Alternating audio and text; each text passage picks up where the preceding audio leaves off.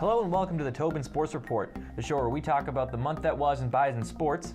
I'm Pchajek, sports editor at the Manitoban. And I'm Gonzales, audio editor at the Manitoban. With the holiday break in the rear view, the Bisons hopped into 2019 to start the playoff stretch run. Let's start with men's hockey. Closing 2018 with a win over the Calgary Dinos, the Bisons snapped a long 12-game losing streak and had a new look coming into 2019. Gone was veteran Cam Nault, and in were newcomers Colton Veloso and Ryan Carlson. The Bisons started 2019 with less than stellar results, dropping back-to-back games to defending national champion Alberta Golden Bears, followed by a tough series at home against the Mount Royal Cougars. Heading into the January 11th and 12th series, the Herd had lost 6 straight games to teams named the Cougars, and 4 straight to Mount Royal alone, stretching back to the 2018 playoffs. In Game 1 of the weekend, the Cougar curse continued. Down 3-0 in the second period to the Cougars on Friday, Manitoba postured themselves for a comeback bid. With a 5-on-3 advantage, Adam Henry went point-to-point with Zach Franco. Franco then hammered a shot top corner on Riley Morris to make it 3-1 Mount Royal. Mount Royal took another penalty minutes later to put Manitoba back on the 5-on-3. Once again, Henry fed Franco, who went shelf on Morris to get the Bisons within 1. Manitoba kept the momentum going and put on the pressure late, pulling Spriggs for a 6-on-5. The Cougars pounced with 2 empty net goals and sealed the game 5-2. The next night, things went bad to even worse, as Manitoba lost the game 4-1, along with losing leading scorer Zach Franco. Franco fell awkwardly after a hit in the opening period and left the game. Manitoba's leading scorer was in a sling post-game and appeared to suffer a shoulder injury. The Bisons then went out on the road, snapping the Cougar curse against the Regina Cougars. Tied 1-1 heading into the third, goals from Liam Bilton, Devin Skaleski, Lucas Kremetta, and Nick Zajac lifted the Bisons over the Cougars 5-2. But the revelry was short-lived as Manitoba dropped the next game 6-3. Manitoba came home the next weekend to take on the Lethbridge Pronghorns. Coming into the weekend, the Pronghorns only needed 3 points to clinch a playoff spot and would eliminate the Bisons in the process. In Game 1, down 3-2, Adam Henry walked in and threw a shot on goal. The puck weaved through a crowd and under the arm of Garrett Hewson to tie the game 3-3. Then the luck turned in Lethbridge's favor. A Sam McKechnie shot was stopped by Byron Spriggs, but the rebound popped right to Ryan Chinowith for a 4-3 goal. Then, with the Manitoba net empty, a Jeff Raymond clearing attempt hit the stanchion and rolled into the Bisons' net. Head coach Mike Sarant was at a loss for words following the game, ending the media scrum after answering a single question. With their backs proverbially against the wall, the Bisons came back the next day and left it all on the line, winning 5-1, but not without incident. With a Jonah Wasilak goal, making it 3-0, the game reached a boiling point. Liam Bilton entered the Lethbridge zone and was clipped up high by Evan Wardley. The referee's arm went up, but the two continued to exchange barbs, eventually erupting into a scrum after the whistle. At the same time, Manitoba's Brett Brooks and Lethbridge's Spencer Jensen got involved in a duel of their own. When the dust settled, Bilton and Wardley received misconducts while Jensen and Brooks were each dinged with offsetting minors. A bit of levity came to the game a few minutes later as Veloso potted his first career Canada West goal. It was awesome. Felt like it took a while, but it's nice to get it out of the way. From there, the game stayed at a low simmer as Manitoba took home the win. Now the Bisons are in a near impossible situation, but not mathematically eliminated from playoff contention. They must win all 4 of the remaining games to make the playoffs, while Lethbridge can't win any. Now let's head across the hall to the women's hockey team. Starting the second half at home, it seemed the women forgot the break was over, dropping a 3-2 decision to the Alberta Pandas. Alana Sharman made her season debut for the Herd. The senior had been out since the preseason after suffering a lower body injury. It was fun, obviously not the outcome we wanted, but yeah, it was nice to get my legs under me and start playing on some power play and penalty kill, get the feel of that. Alberta scored 3 unanswered before the Bisons woke up, staging a late comeback that fell short. Things were a little better in Game 2 as the Bisons lost 1-0 in double overtime. Abby Bending took a pass and curled around the face-off circle near the point to walk into the slot. Her shot went through a crowd and low blocker on Lauren Tereszchuk to give Alberta the 1-0 win. From there, the Bisons were off to Calgary, where they swept the Mount Royal Cougars in 2 straight games 4-1.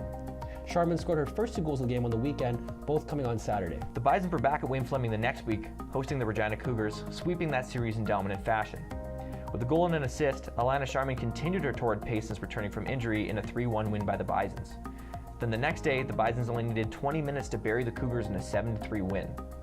The Bisons scored 4 unanswered in the first period, 2 of which came from Sheridan Oswald. There was a parade to the penalty box for Regina in the game, with the Cougars taking 12 of 15 penalties in the game, including multiple body-checking minors and a bench minor for unsportsmanlike conduct. The Bisons went 4 for 12 on the man advantage. The Bisons women's hockey team continued its winning ways the next weekend with a sweep of the University of Lethbridge Pronghorns.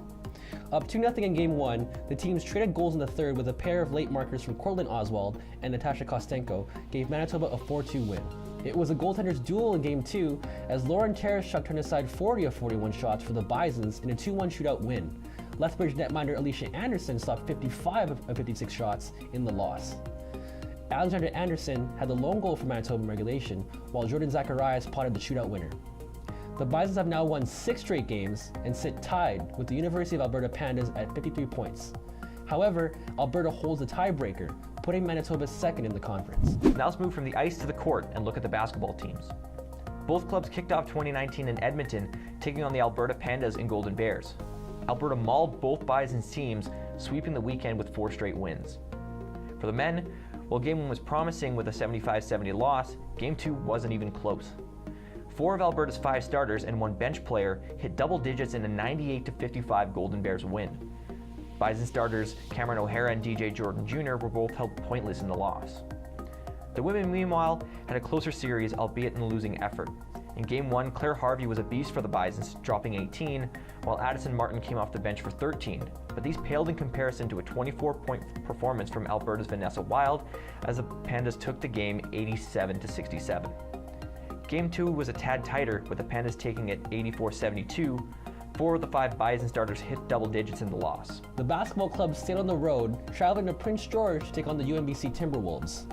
The men's team came away from the weekend with a tight sweep of the T-Wolves, first with a 66-63 win on Friday, followed by a 69-65 win on Saturday.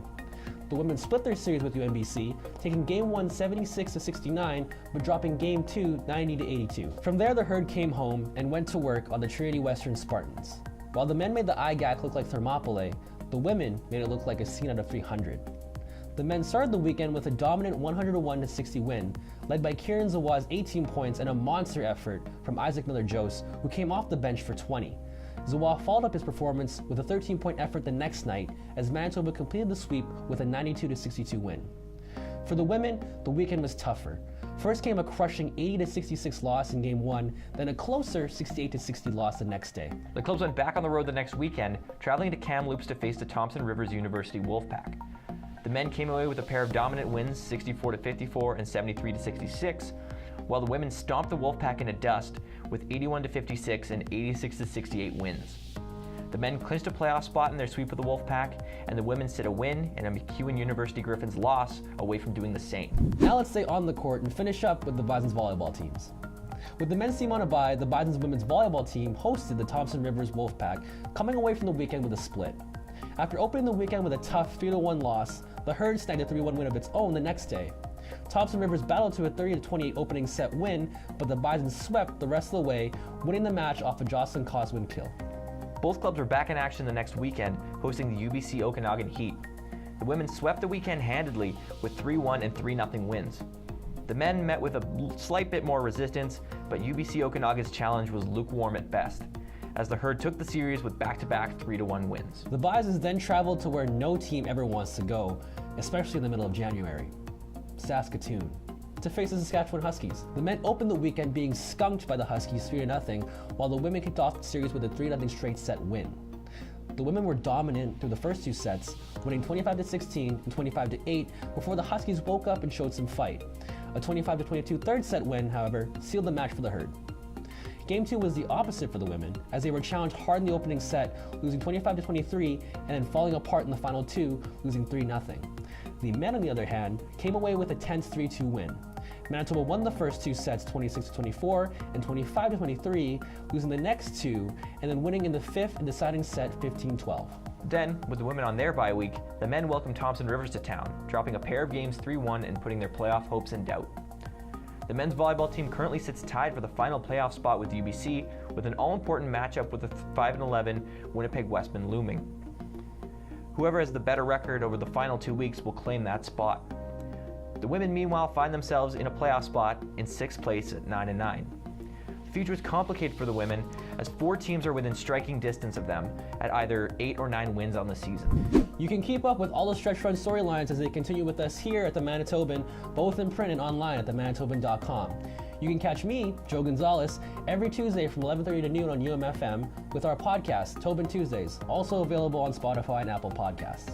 And you can catch me, Jason Pchajek, every Friday from 11 to 11:30 on 101.5 UMFM for This Week in Bison Sports.